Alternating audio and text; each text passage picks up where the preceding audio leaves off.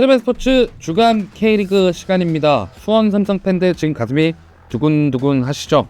이정효 감독이 수원 삼성으로 올 수도 있다. 혹은 계약이 거의 완료됐다. 커피셜이다. 엠바고가 풀렸다. 여러가지 이야기가 나오고 있습니다. 일단 분명한 건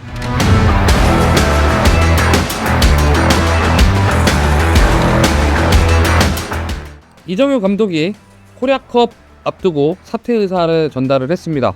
이정효 감독이 4년 동안 광주FC를 이끌면서 광주를 K리그 1으로 승격시키고 아시아 챔피언스 리그에 참가할 수 있는 구단으로 만들면서 사실상 광주에 새로운 전성기를 열었던 감독이라고 할 수 있는데, 이정효 감독이 코리아컵 결승을 앞두고 사퇴 의사를 전달했습니다. 물론 광주도 이정효 감독이 없어지면 어떻게 될지 빤히 알기 때문에 강력하게 시장까지 나서서 재계약 의지를 드러내고 있지만은 이정효 감독이 떠나는 부분만큼은 기정사실로 흘러가는 것 같습니다. 광주는 일단 잔류시킨다는 입장입니다. 이게 광주 시장까지 나서서 이야기를 하고 있습니다. 그러나 광주가 재정 건전화 위반으로 올 겨울까지 영입 금지 징계를 받고 있습니다. 이 와중에 그러니까 선수는 데려올 수 없는데 선수들이 유출될 가능성은 꽤 이어집니다. 변준수 선수 원래 상무 입대 생각하고 있다가 지금 전북행 이야기 나오고 있죠.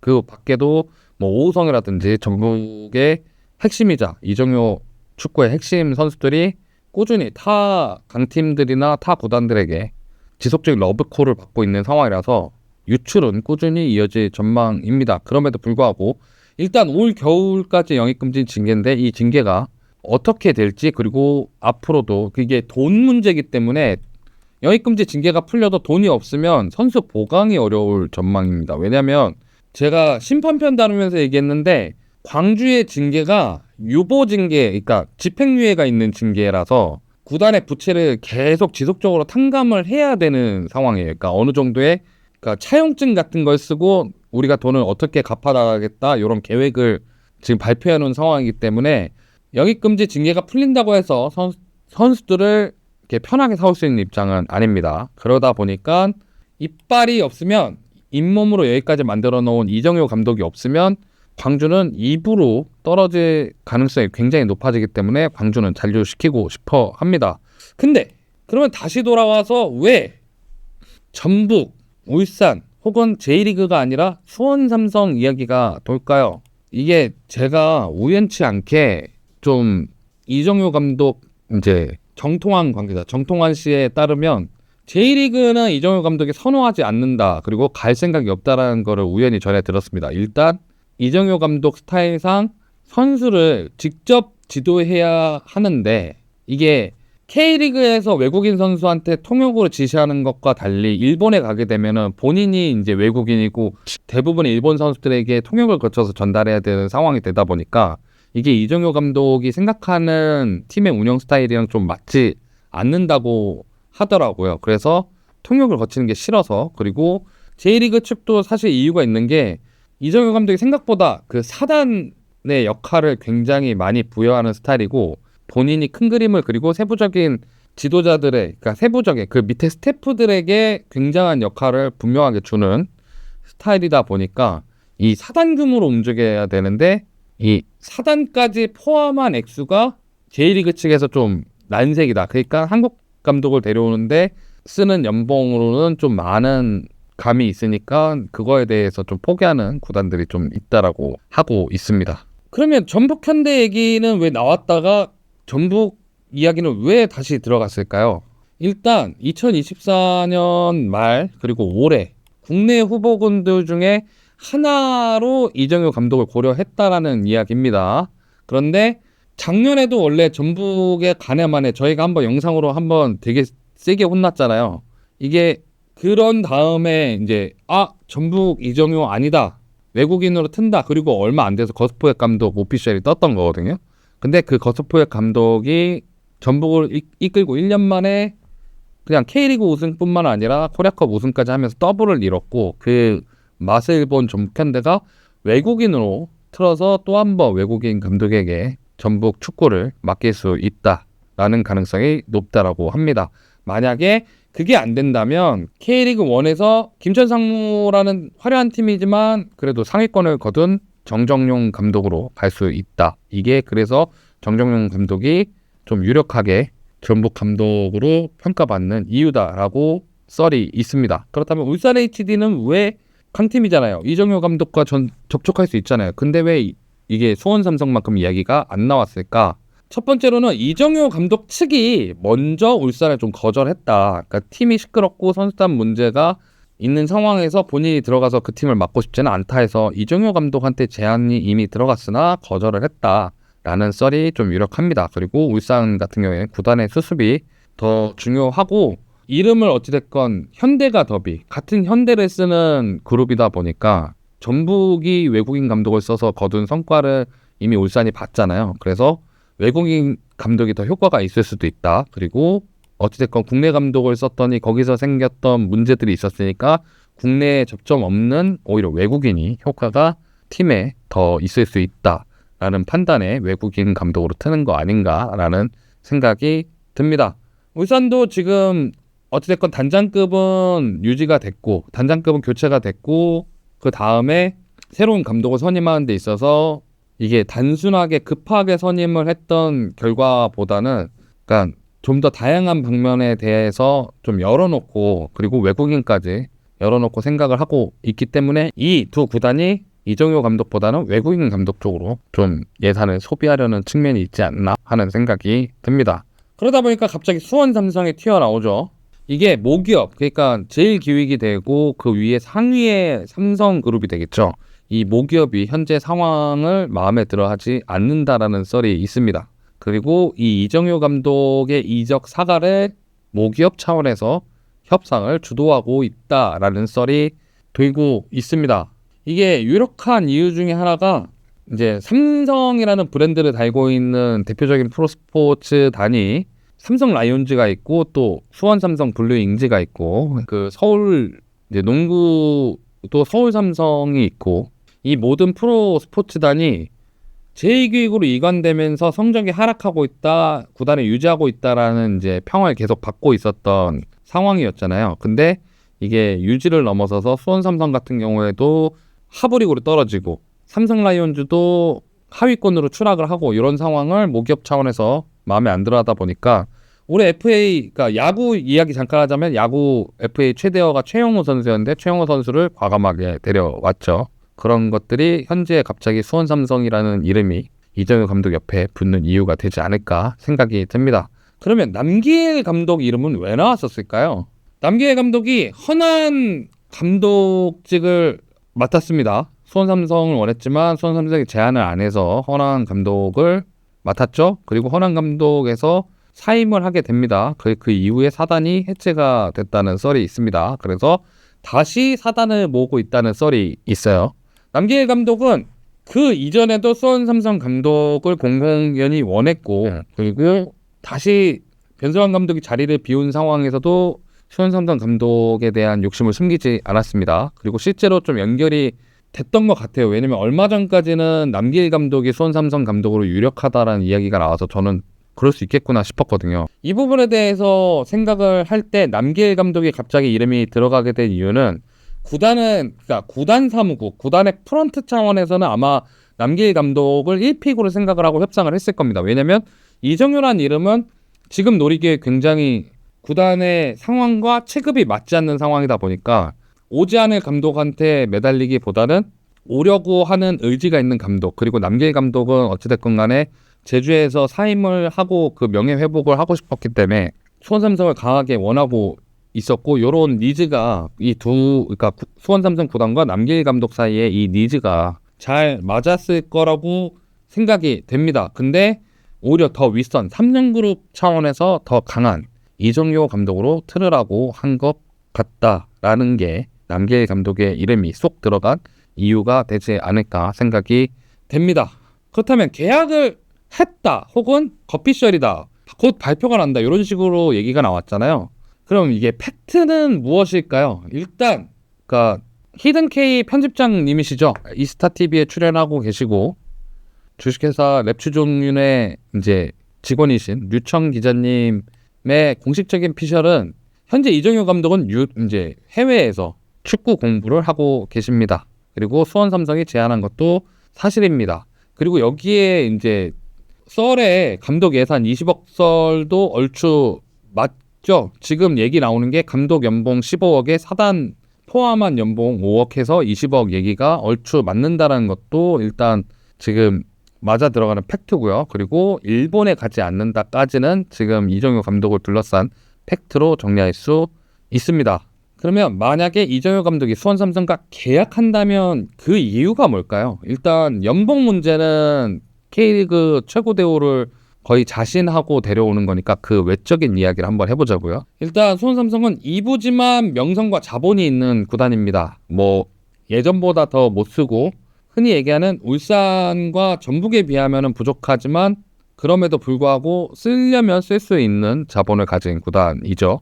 그리고 시민구단하고는 다르게 예산 운영이 좀 유리합니다. 시민구단 같은 경우에는 당장의 예산을 추가적으로 받아야 될 때도 이제 의회를 거쳐서 추경을 해야 되는 상황인데, 물론 기업도 그런 비슷한 게 있지만 좀 더 지자체보다는 그 부분들이 좀 유리하죠. 그리고 선수를 좀 부족해도 만들어 쓰던 광주하고는 다르게 이제 기업 구단에 오게 될 경우에 맞는 선수를 데리고 전술을 짤 수 있다라는 부분도 있습니다. 이게 가장 결정적인 이유일 것 같은데, 광주에서는 선수가 조금 잘하면은 이 선수가 다른 구단에 이제 이적하고 또 다른 구단에 이적하고, 대표적으로 허율 선수가 가고 뭐 이런 식으로 구단이 이렇게 잘 이용하던 선수가 다른 팀으로 이적하는 상황이 계속 발생을 하는데, 기업 구단 같은 경우에는 필요에 따라서는 이익을 포기하고 선수를 지키는 경우가 있기 때문에 선수가 이렇게 수시로 나가는 상황을 겪지 않을 수 있습니다.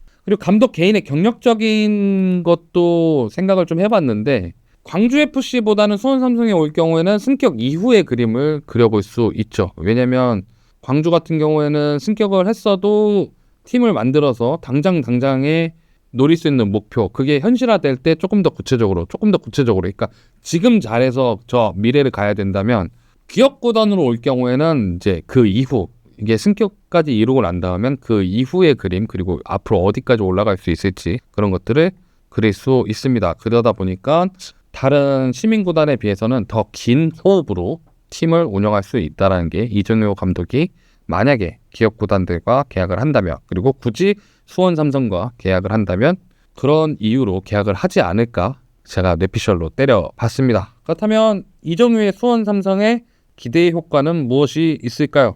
일단 이정효 감독이라는 사람의 전술 스타일, 지도 스타일을 알아야 되는데, 대다수의 국내 전술가 감독이라고 평가받는 사람들이 있죠. 뭐 김기동 감독이라든가 박진섭 감독, 정경호 감독, 그리고 뭐 박태하 감독, 여러 가지로 이렇게 전술적인 능력이 있고 그 전술적인 능력을 잘 보여준다라는 감독들이 있는데, 이 감독들도 대다수 현대 축구를 국내 실정 혹은 현재 선수 상황에 맞게 변환해서 이렇게 우리 스타일로 바꿔서 쓰는, 그러니까 현대 축구를 완벽하게 이제 녹이지 않는 스타일의 축구를 구사합니다. 근데 이정효 감독은 그런 식이면 이제 수준은 올라가는데 어느 정도 발전하는 데는 저해가 된다라고 생각을 했는지, 외국의 트렌드적인 전술, 그리고 뭐 데제르비 같이 이렇게 측면을 활용해서 빌드업하는 전술 같은 것들을 그대로 들어와서 그대로 팀에 적용을 해서 선수들을 이제 훈련을 시키고 경기를 운영을 합니다. 그러다 보니까 이정효 감독한테 지도를 받았던 선수들, 혹은 이번에 뉴캐슬이랑 했었던 올스타전 같은 경우에도 선수들이 라커룸에 들어와서 경기가 재밌다, 전술의 중요성을 알 것 같다, 이렇게 얘기할 정도로, 일단 입히는 데는 어려운데 입혀지기 시작하면은 가장 세련된 축구, 가장 화려한 축구를 할 수 있는 스타일을 이정효 감독은 갖고 있습니다. 그리고 광주라는 팀에서 경력을 시작해서인지는 몰라도 상대적으로 부족했던 선수들을 처음에 받을 수밖에 없었는데, 그 선수들을 광주에서 활용도 높은 선수로 이렇게 기량을 올린 케이스가 굉장히 많이 있습니다. 그래서 수원 삼성에 온다고 한다면 2019년부터 2025년까지 이어져 온 감독 잔혹사를 끊게 됩니다. 그러니까 그 전까지는 수원 삼성이 대다수의 감독들을 수원 삼성에서 감독직을 처음 시작하는 상황을 만들거나, 혹은 두 번째 감독직을 시작하게 만들거나, 그렇게 되는 상황이 있었죠. 경력 있는 이임생 감독이 오긴 했지만 이임생 감독은 확실히 그 부분에 대해서 부족했고, 이후에 박건하 감독 같은 경우에도 K리그 1 데뷔는 수원 삼성이 처음이었고, 이병근 감독이 그나마 대구를 맡았던 감독이지만 그 밖에 염기훈 감독을 쓴다거나 변성환 감독까지도 연령별 대표 감독 정도의 경력이 있거나 혹은 코치직을 하다가 처음 감독을 맡는 사람 혹은 은퇴하자마자 감독 지휘봉을 맡긴다거나 그런 좀 감독 선임에 규칙성 없이 좀 적당한 감독을 데려오다가 경력 있는 감독을 데려오는, 오랜만에 화려한 경력 있는 감독을 데려오게 됩니다. 그리고 선수단에 예정되는 변화도 한번 볼까요? 이거는 제가 예전에 수원 삼성 영상을 다룰 때도 이야기한 적이 있는데, 그나마 변성환 감독 부임하고서는 이런 부분에 대해서 좀 정리를 해서 좀 덜해졌다지만 방향성 없는 선수단이 대폭 정리가 되지 않을까 생각이 됩니다. 특히 올해같이 승격에 실패한 해도 팀의 전술상 필요했지만 결과적으로 좋은 활약을 하지 못한 선수들은 정리될 가능성이 크기 때문에 선수단 구성이 좀 방향성 없는 선수는 바로 대폭 정리가 되는 상황이 오겠죠. 그리고 체질이 개선되겠죠.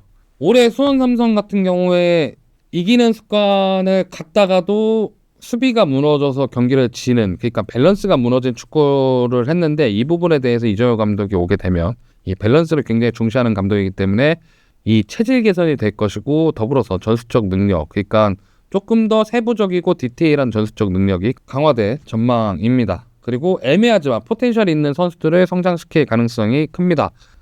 이거 그냥 저 혼자 한 생각인데, 강현묵 선수 같은 케이스, 변성환 감독 체제에서는 서브로 많이 뛰었지만 비슷한 플레이 스타일이 광주의 최경록 선수를 잘 활용한 예가 있기 때문에 저는 이정효 감독이 온다 그러면 강현묵 선수를 굉장히 잘 쓰지 않을까. 그리고 이게 저는 제일 기대하는 부분인데, 2부 팀 입장에서 영입이 어려운 선수를 이정효 감독이라는 밸류로 영입할 수 있는 가능성이 높아지지 않을까.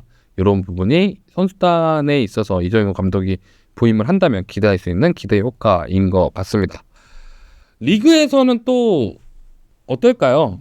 일단은 올 시즌에 다이렉트 승격에 실패한 이유 중에 하나가 공격 패턴이 확실하지만 굉장히 단순했잖아요. 그러니까 일류첸코, 김지현이라는 이 컴플리트 포워드들을 활용한 중앙의 선수들을 몰아놓고 사이드 윙어 어태커들을 통해서 상대 박스로 빠르게 진입한다. 이 컨셉을 명확하게 가진 건 사실이었지만 그만큼 단순한 패턴으로 경기를 했단 말이죠. 확실한 공격력을 보였지만 결국에는 그 효과는 독주하지 못했습니다. 인천을 결국엔 못 넣고 인천에게 다이렉트 승격을 넘겨주고 플레이오프를 가게 된 이유 중 하나죠.